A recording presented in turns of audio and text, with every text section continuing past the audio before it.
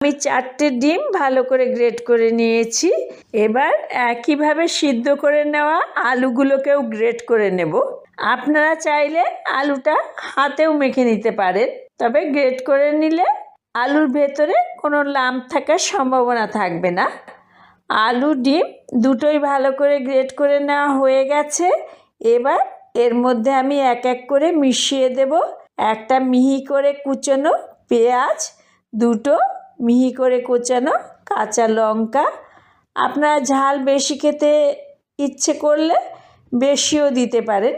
আধা চা চামচ রসুন বাটা, 1 চা চামচ আদা বাটা, আধা চা চামচ হলুদ গুঁড়ো, 1 চা চামচ লঙ্কার গুঁড়ো, আধা চা চামচ জিরে গুঁড়ো, স্বাদ মতো নুন আমি 1 চা চামচ মতো দিলাম, আধা চা চামচ গরম মশলা